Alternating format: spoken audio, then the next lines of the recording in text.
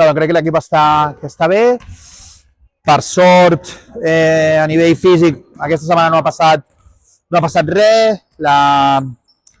A la Zana ahir li van donar l'alta, ha pogut entrenar avui, amb unes ulleres que li complica tot una mica, més enllà de que porta una setmana i mitja fora dels entrenos, el tema de les ulleres aquestes, que no ha jugat mai amb ulleres, s'haurà d'anar acostumant, però la part bona és que està allà amb nosaltres i ocupats amb millorar, amb créixer, amb que totes aquestes coses que ens passen en moments puntuals de partit, cada vegada ens passin menys vegades per ser més competitius durant més moments, que és el que a vegades ens està penalitzant una mica. Crec que som competitius durant minuts de partits, però no el suficient com per acabar guanyant el partit. Llavors estem ocupats en això, preocupats perquè al final perdre no és una situació agradable, però veig l'equip tranquil, veig l'equip molt confiat,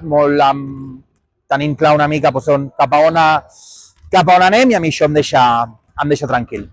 I referent al rival, em sembla un equip físicament molt fort, molt ben estructurat. És l'equip amb el volum més alt de tirs en contraatac, amb la qual cosa això ens exigirà anar al rebot, fer un bon balanç defensiu, perquè si no elles en aquest ritme alt de partit es troben còmodes. Crec que a nivell de jugadores hi ha moltíssimes coses a destacar, però el que més destacaria és que hi ha jugadores que repeteixen, que Van der Laden repeteix molt de temps allà a Araski, que Hermida, que Laura Aliaga ja porten temps, que Brewer també, i vulguis que no, això et dona certa avantatge a l'hora de construir un equip, la continuïtat. Crec que les incorporacions, desconec si els ha costat molt o poc, però són incorporacions bones.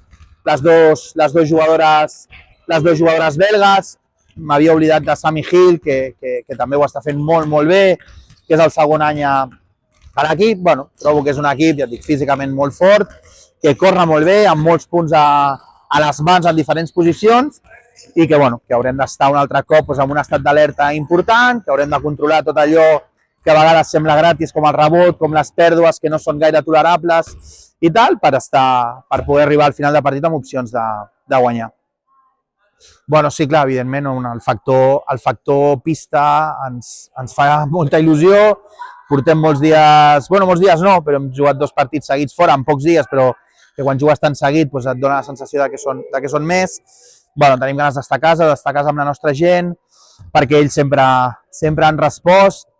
Llavors, sé que demà tornaran a respondre i que nosaltres estem amb moltes ganes, amb molta il·lusió de donar-los una alegria, en modo victòria o com a modo orgull de veure que durant els màxims minuts possibles som el millor equip possible. Jo crec que això també és un repte que hem de tenir, que és durant els màxims minuts possibles ser el millor equip possible, i això farà que ells en puguin anar tristos si perdem, però orgullosos de la feina que hem fet, i si juntem les dues coses, guanyar i haver fet un bon partit, doble, no?